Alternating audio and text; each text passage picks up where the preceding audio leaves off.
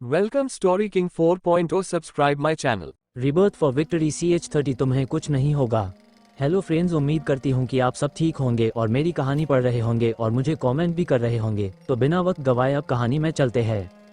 आज रात 12 बजे काल का नया चैप्टर आएगा। L thanks at Falak Patel, at Tripti, at Saroj Rathore, at Monika Kakaria, at Shruti Thakar, at Poonam Jadhav comment करने के लिए ल thanks at Ruhan, at Nitesh Sain, at Harshita, at Sonu Patidar, at Prashant Singh review देने के लिए ल कहानी अब तक। उसकी ऐसी बातें सुनकर सना कहती है, तुम जो करना चाहो करो, पर इसका जवाब तो तुम्हें मरते दम तक नहीं मिलेगा। मैं सना ठाकुर हूँ और जब तक मैं नहीं चाहूँ कि मेरे बारे में कोई जाने तब तक एक चिंटी चींटी को भी मेरे बारे में ना पता चले। सना तभी वह चुपके चुपके अपनी पैंट की पॉकेट से एक ब्लेड निकलकर अपनी राशियों को काट चुकी थी। वह बस बंदे होने का नाटक कर रही थी ताकि पहले मिलिट्री के सारे लोग हमला करने के लिए तैयार हो जाए।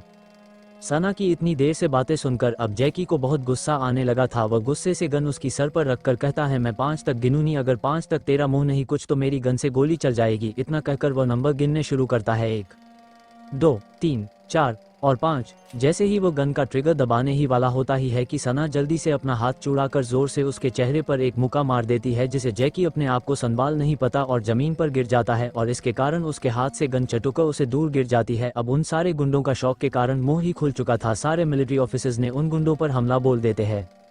वो इंसान जो गुंडों की भेष में मिलिट्री की मदद कर रहा था वो और कोई नहीं पर वीर था। फिर जैसे ही देखता है कि जैकी किस तरह से सना से बात कर रहा था, उसे देखकर तो वो पहले से गुस्से से जल भून रहा था और जैसे ही सना ने उसे पंच मारकर जमीन पर गिराया, वीर उसे उठाकर पटक कर उसे धोने लगा। बाकी सारे ऑफिसर्स भी बचे हुए गुंडों को मरने लगे। सना भी अपने आप को उन रस्सियों से चुड़ाकर अपना गुस्सा उन गुंडों पर निकाल रही थी। उनको मारते मारते अब सारे लोग लगभग जमीन पर गिर चुके थे, पर अचानक से एक गुंडा को मार गिराने के बाद सना को खिड़की से बाहर दूसरे बिल्डिंग कार्यालय की इमारत पर खड़ा हुआ एक आदमी अपने हाथ में राइफल लिया हुआ दिखाई देता है। जैसे सना देखती है तब तक वह गोली चला चुका था और गोली किसी और पर नहीं विराज पर ही चलने वाली थी, जिसे डरकर सना उसकी और उसे बचाने भगती है। सना को अपनी ओर भागता हुआ देखकर वीर को कुछ समझ में नहीं आता है। वह बस सना को एकटक देखने लगता है। तभी सना जोर से वीर का नाम चिल्लाती है, वीर। इससे पहले गोली वीर को लगती सना उसे धक्का मारती है, जिसकी वजह से गोली सना के पेट को चुके चली जाती है, जिसके कारण सना के पेट से बहुत तेजी से खून बह रहा था। विराज झट से उठकर सना की ओर बढ़ता है और जोर से सना का नाम छींक कहता है, सना, सना, उठो उठो सना। पर तब तक सना बेहोश हो चुकी थी। इस क्रम में जैकी जैसे ही देखता है कि सना को चोट लगी है तो वह पतली गली से भाग जाता है। उसे भागता देखकर 2 ऑफिसर्स उसके पीछे भागने लगते हैं, बहुत दूर तक उसका पीछा करते हैं, पर अचानक से सामने से एक गाड़ी ऑनकमिंग का आती है और जैकी उसमें बैठकर चला जाता है। सना को इस हालत में देखकर वीर को बहुत बेचैनी होने लगती है। वो जल्दी से सना को अपनी गोद में उठता है और बाहर जाने से पहले वो नील से कहता है, नील तुम यहाँ का सब कुछ संभालो, मैं अभी के अभी सना को हॉस्पिटल अस्पताल लेकर जा रहा हूँ। इतना कहने के बाद वीर पीछे मुड़कर भी नहीं देखता है और उस जगह से बाहर निकालने लगता है। दरवाजे के एंट्रेंस पर ही उसे अभी मिलता है, जो अभिमन्यु अभी सना के परिवार को बचाकर उन्हें गाड़ी ऑनकमिंग कार में बैठाकर मिस्टर प्रताप के साथ विदा कर चुका था। सना के परिवार को कुछ ज्यादा नहीं हुआ था। सब लोगों को बेहोशी की दवाई दी गई थी, जिसे तीनों के तीनों बेहोश रह सके। जैसे ही अभी वीर के सामने आता है, वीर जल्दी से कहता है, अभी यह सब बताने का वक्त नहीं है, सना को बहुत छोटी लगी है, जल्दी से चलो। तब जाकर अभी की नजर वीर की बाहों में सना पर जाती है, जिसे शरीर से खून निकल रहा था। अभी डर कर कहता है, इसे क्या हुआ है? इस पर वीर गुस्से पाउटिंग से कहता है, तू ये सब छोड़, जल्दी से गाड़ी ऑनकमिंग कार निकाल। इस पर अभी भागकर गाड़ी ऑनकमिंग कार लेकर आता है और वीर के लिए गाड़ी का पिछला दरवाजा खोलता है और वीर और सना पीछे बैठ जाते हैं। अभी गाड़ी चलाने लगता है। अभी को वीर के चेहरे पर सना के लिए फिक्र साफ साफ दिखाई दे रही थी। वीर बहुत बेचैनी से सना की ओर देखकर कहता है, प्लीज कुछ समय और तुम्हें कुछ नहीं होगा, मैं तुम्हें कुछ नहीं होने दूंगा। इतना कहकर वो सना के माथे को चुंबन का चिन्ह लेता है और उसके आंखों से 2 बूंद आंसू लाउडली क्राइंग उसके चेहरे पर लुढ़क जाते है, जिसे वो अभी से छुपकर पोंछ लेता है। एल अभी गाड़ी ऑनकमिंग कार चलते हुए वीर से पूछता, वीर ये सब कुछ कैसे हुआ? इस पर वीर सब कुछ जो भी हुआ बता देता है। वीर अभी से कहता है, प्लीज अभी जल्दी चलाना, मुझे सना की बहुत फिक्र हो रही है। सना को ऐसे देखकर वीर को अपने आप को संभालना मुश्किल हो रहा था। उसे ऐसे देखकर अभी कहता है, वीर संभाल अपने आप को, मेरी बहन को कुछ नहीं हुआ है, वह ठीक हो जाएगी। इतना कहकर अभी गाड़ी की स्पीड तेज कर देता है। एल अभी गाड़ी इतनी तेज करता है कि इस क्रम में उसने कितने ही ट्रैफिक सिग्नल तोड़ दिए थे। 10 मिनट बाद अब वह हॉस्पिटल अस्पताल के सामने थे। जैसे ही अभी की गाड़ी रुकता है, वीर जल्दी से सना को फिर से अपनी बाहों में उठता है और हॉस्पिटल अस्पताल के अंदर भाग जाता है और जोर से चिल्लाता है, डॉक्टर, आदमी डॉक्टर, आदमी उसे ऐसे सना को अंदर लेकर आते हुए देख नर्स जल्दी से एक स्ट्रेचर लेकर उसकी ओर भरती है और कहती है सर इन्हें इस पर लेटा दीजिए। जैसे ही वीर सना को स्ट्रेचर पर लेता है बस जल्दी से वार्ड बॉय को इशारा करके सना को ऑपरेशन थिएटर में ले जाने का इशारा करती है और नर्स जल्दी से भागकर डॉक्टर आदमी को बुलाने चली जाती है। कुछ पल बाद डॉक्टर भागकर ऑपरेशन थिएटर के अंदर चला जाता है। वीर ऑपरेशन थिएटर के कॉरिडोर में बेचैनी से यहाँ से वहाँ टहल रहा था। उसे कुछ समझ में नहीं आ रहा था कि वह क्या करें। कुछ पल बाद अभी जो गाड़ी ऑनकमिंग कार को पार्किंग में लगाने गया था वह वापस आता है और वीर को ऐसे देखकर उसकी और बढ़ जाता है। जैसे ही अभी वीर के करीब पहुंचता है अचानक से उसका सेल फोन बजने लगता है। अभी सेल फोन अपनी जेब से निकाल कर जैसे ही कॉलर देखता है तो उस पर किसी और का नहीं पर मिस्टर प्रताप का ही कॉल आ रहा था। अभी जल्दी से सेल फोन उठाकर कहता है सर बोलिए क्या हुआ। इस पर मिस्टर प्रताप कहते हैं तुम दोनों कहां पर हो। इस पर अभी कहता है सर मैं और वीर हम दोनों हॉस्पिटल अस्पताल में है। इस पर मिस्टर प्रताप पूछते हैं और तुम दोनों हॉस्पिटल अस्पताल में क्या कर रहे हो। इस पर अभी सना के साथ जो भी हुआ सब कुछ मिस्टर प्रताप को बता देता है। जैसे ही मिस्टर प्रताप सुनते हैं वो घबराकर कहते हैं तुम लोग इस वक्त किस हॉस्पिटल अस्पताल में हो। इस पर अभी कहता है सना हम लोग पास ही की मिलिट्री हॉस्पिटल अस्पताल में ही है। इस पर मिस्टर प्रताप कहते हैं मैं भी वहीं पर हूँ। सना के पूरे परिवार को यहाँ के सेकंड फ्लोर पर सारे डॉक्टर से चेक कर रहे हैं। तुम लोग शायद फर्स्ट फ्लोर पे होंगे। मैं अभी तुम लोगों के पास आता हूँ। इतना कहकर मिस्टर प्रताप सेल फोन रख देते हैं। जैसे ही अभी सेल फोन रखता है वह विराज की ओर देखता है जो अब बेचैनी से यहाँ वहाँ टहल रहा था। उसे देखकर अभी उसे रोककर उसके दोनों कंधों पर अपना हाथ रखे कहता है शांत हो जा मेरे भाई, उसे कुछ नहीं होगा, भगवान उसे कुछ नहीं होने देगा, भगवान पर भरोसा रख। तभी पीछे से कोई कहता है हाँ वीर अभी सही कह रहा है ये और कोई नहीं पर मिस्टर प्रताप थे। मिस्टर प्रताप की बात सुनकर वीर ऑपरेशन थिएटर के बाहर लगे हुए कुर्सी पर बैठ जाता है। उसे ऐसे देखकर मिस्टर प्रताप अभी से पूछते हैं अभी सना कैसी है। इस पर अभी कहता है सर अब तो मैं कुछ बता नहीं सकता हूं क्योंकि अब तक डॉक्टर आदमी ऑपरेशन थिएटर के बाहर नहीं आए हैं। अभी ने इतना कहा ही था कि मुझे मिस्टर प्रताप का सेल फोन बजाने लगता है। वो अभी से एक्सक्यूज मी कहकर वहां से थोड़ी दूर आकर सेल फोन उठाकर कहता है ये सर कहिए। इस पर दूसरी ओर से एक आदमी मर प्रताप से कुछ कहता है। बात खत्म होने के बाद मिस्टर प्रताप अभी के सामने आकर कहते हैं अभी मुझे ये सब हेडक्वार्टर रिपोर्ट करने के लिए वापस मिलिट्री कैंप जाना पड़ेगा क्योंकि कल सुबह मेरी एक बहुत जरूरी मीटिंग भी है जिसे मुझे इस अटैक के बारे में पूरी जानकारी देनी होगी। तो मैं यहाँ से निकल रहा हूँ। मैं अकेला ही यहाँ पर आया था। मेरे बाकी सारे ऑफिसर्स को वापस मिलिट्री कैंप भेज दिया था क्योंकि वह बहुत घायल हो चुके थे और उन्हें आराम की सख्त जरूरत है। वो सब लोग तुमसे कल सुबह मिलने आएंगे। सना की पूरी फैमिली ऊपर सेकंड फ्लोर पर है, उनका भी ध्यान रखना। मैंने नर्स को उनका ध्यान रखने के लिए कहा है। उनकी बातें सुनकर अभी हाँ मैं सर हिलाता है और मिस्टर प्रताप वहां से चले जाते हैं। मिस्टर प्रताप के बाहर जाने के बाद अचानक से नर्स ऑपरेशन थिएटर के बाहर निकालकर भागने लगती है। उसे ऐसे हड़बड़ाकर भागता हुआ देखकर वीर उनकी ओर भाग कर जाता है। तो क्या होगा आगे, क्या सना बच पाएगी, किसने भगाया जैकी को, कौन है इसके पीछे, ये सब जानने के लिए पढ़ते रहिए rebirth for victory. To be continued. CH31 first kiss. Hello friends, उम्मीद करती हूँ कि आप सब ठीक होंगे, स्माइलिंग फेस और मेरी कहानी पढ़ रहे होंगे और मुझे कमेंट भी कर रहे होंगे। तो बिना वक्त गवाए अब कहानी में चलते हैं। Open mouth smile. Thanks at Mrs Giri at Falak Patel comment करने के लिए। एल smiling face. Thanks at Heena at Aishar Kumari at Mah review देने के लिए। एल स्माइलिंग फेस। कहानी अब तक। अभी मुझे ये सब हेडक्वार्टर रिपोर्ट करने के लिए वापस मिलिट्री कैंप जाना पड़ेगा क्योंकि कल सुबह मेरी एक बहुत ज़रूरी मीटिंग भी है जिसे मुझे इस अटैक के बारे में पूरी जानकारी देनी होगी। तो मैं यहाँ से निकल रहा हूँ। मैं अकेला ही यहाँ पर आया था। मेरे बाकी सारे ऑफिसर्स को वापस मिलिट्री कैंप भेज दिया था क्योंकि वह बहुत घायल हो चुके थे और उन्हें आराम की सख्त जरूरत है। वो सब लोग तुमसे कल सुबह मिलने आएंगे। सना की पूरी फैमिली ऊपर सेकंड फ्लोर पर है, उनका भी ध्यान रखना। मैंने नर्स को उनका ध्यान रखने के लिए कहा है। उनकी बातें सुनकर अभी हाँ मैं सर हिलाता है और मिस्टर प्रताप वहां से चले जाते हैं। मिस्टर प्रताप के बाहर जाने के बाद अचानक से नर्स ऑपरेशन थिएटर के बाहर निकालकर भागने लगती है। उसे ऐसे हड़बड़ाकर भागता हुआ देखकर वीर उनकी ओर भाग कर जाता है।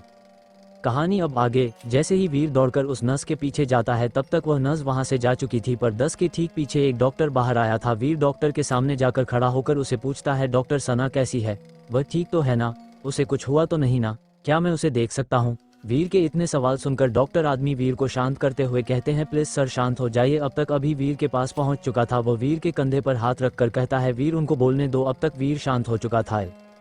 तो डॉक्टर आदमी बोलना शुरू करते हैं देखिए सर मैम का बहुत सारा खून बह चुका है जिसके कारण हमें उन्हें खून चढ़ाना होगा पर प्रॉब्लम यह है कि हमारे हॉस्पिटल अस्पताल में ओ पॉजिटिव खून नहीं है। इस पर वीर को गुस्सा आता है। वो डॉक्टर आदमी का कॉलर पकड़ के गुस्से पाउटिंग से पूछता है तुम्हारे हॉस्पिटल अस्पताल में खून क्यों नहीं है, अगर किसी पेशेंट को उसकी जरूरत पड़ेगी तो क्या होगा। अगर उसे खून नहीं मिलेगा तो वह मर नहीं जाएगा। वीर के गुस्से को शांत कराते हुए अभी कहता है, वीर शांत हो जो और इनका कॉलर छोड़ दो, तुम्हें याद नहीं है क्या मैं ओ पॉजिटिव हूँ। अभी के इतने कहने पर विराज शांत होकर उसकी ओर देखने लगता है।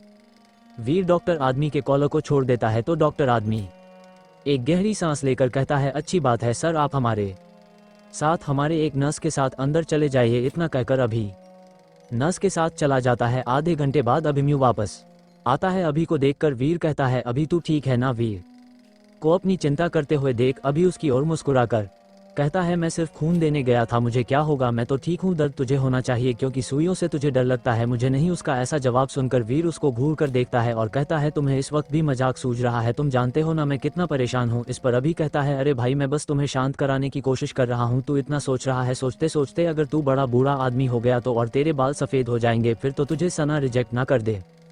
इस पर फिर से वीर उसकी ओर घूर कर देखता है और अपने आईब्रोज चढ़ाकर अभी की ओर देखता है, जैसे कि कह रहा हो अगर सना उसकी नहीं हुई तो किसी और की भी नहीं होगी। उसे ऐसे रिएक्ट करते हुए देखकर अभी अपने हाथ ऊपर करते हुए कहता है, ठीक है भाई ठीक है, अब तेरा मजाक नहीं उड़ाऊंगा मैं, माफ कर दे मुझे यार, माफ कर दे। और उसके सामने हाथ जोड़ देता है। उसे ऐसा करते हुए देख अब वीर के चेहरे पर एक हल्की मुस्कान आ जाती है तो अभी उसकी ओर देखकर कहता है, यही तो मैं तेरे चेहरे पर जाता था। तो वीर उसे हैरानी से पूछता है, क्या तू मेरे चेहरे पर? अभी कहता है, तेरी यह प्यारी मुस्कान जो मुझे ईद के चांद की तरह साल में एक बार देखने को मिलती है। उनकी ऐसी बातें चल ही रही थी कि डॉक्टर आदमी बाहर आता है और मुस्कुरा कर अभी स्माइलिंग फेस वीर की तरफ देखकर कहता है, वह अभी खतरे से बाहर है, हम 15 मिनट बाद उन्हें वार्ड रूम में शिफ्ट कर देंगे। इतना सुनकर अब वीर की बेचैनी कब हो गई थी। वीर जल्दी से डॉक्टर आदमी से पूछता है, डॉक्टर आदमी क्या मैं उसे मिल सकता हूं? इस पर डॉक्टर आदमी कहते हैं, आप उसे मिल सकते हो पर उनके वार्ड में आने के बाद, और एक बात सर, उन्हें कुछ घंटे बाद ही होश आएगा। इस पर अभी कहता है, ठीक है। डॉक्टर आदमी डॉक्टर से बात करने के बाद वीर अभी से कहता है, अभी सना से मिलने से पहले मुझे लगता है कि हमें सना के परिवार को एक बार देख लेना चाहिए। और अभी और वीर ऊपर वाले फ्लोर पर चले जाते हैं।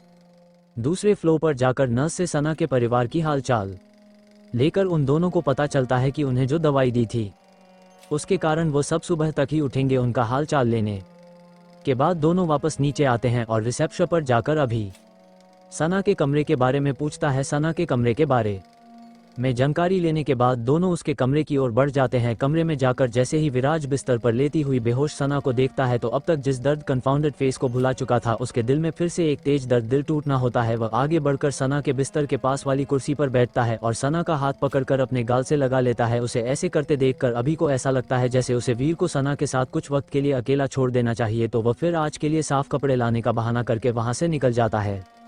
विराज सना का हाथ पकड़कर एक टक सना की ओर देखकर कहता है, तुम्हें मेरे लिए ये सब नहीं करना चाहिए था। अगर तुम्हें कुछ हो जाता तो मेरा क्या होता? तुम्हारे बिना मैं इस दुनिया में बिल्कुल नहीं जी पाता, शायद जिंदा रहता पर घुट घुट के अंदर ही मर जाता। तुम्हें पता है तुम्हें इस हालत में देखकर मेरी क्या हालत हो गई थी? ऐसा लग रहा था कि अगर तुम्हें कुछ भी हो जाए तो मैं इस पूरी दुनिया को आग फायर लगा दूंगा। मुझे नहीं पता है कि तुमसे मेरा क्या रिश्ता जुड़ चुका है, पर मैं ये चाहता हूँ कि हमारा रिश्ता कभी ना टूटे और मेरी जिंदगी में ऐसा कोई भी दिन ना आए जिसे मुझे तुमसे दूर होना पड़े। इसी तरह विराज बेहोश सना से बात करता है। बात करते करते उसे वक्त का पता ही नहीं चलता है।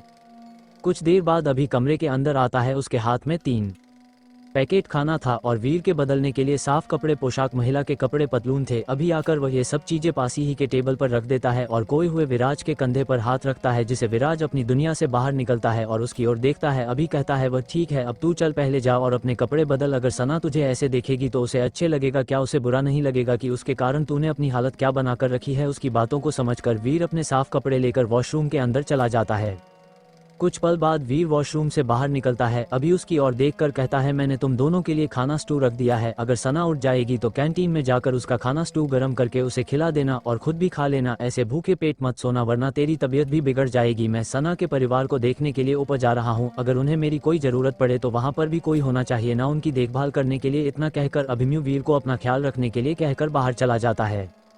विराज कुछ पल के लिए अभी के लाए हुए खाने को घूरता है पर उसे खाना स्टू खाने का बिल्कुल मन नहीं था, इसीलिए वह खाने को छोड़कर सना के पास बैठकर उसका हाथ पकड़ता है और बैठे बैठे कब उसे नींद, स्लीपिंग आ जाती है उसे पता भी नहीं चलता है 2 घंटे बाद अब सुबह के 2 बजे बज रहे थे। अचानक से सना को होश आने लगता है। अपने आप को पहले बिस्तर पर लेता हुआ देखकर वह थोड़ी चौंक एंग्विश जाती है क्योंकि उसे समझ में नहीं आता है कि वह कहाँ है। कुछ पल बाद अपनी नज़रें यहाँ वहाँ डालने पर उसे समझ में आता है कि वह अस्पताल में है। जैसे ही वह अपना हाथ उठाती है तो उसे अपने हाथ पर कुछ भारी महसूस होता है। वह उसकी ओर देखने लगती है। उसकी तरफ देखकर पहले तो बहुत चौंक फेस जाती है, पर जैसे ही वह विराज को देखती है तो उसके चेहरे पर एक सुकून भरी मुस्कुराहट स्माइलिंग फेस आती है।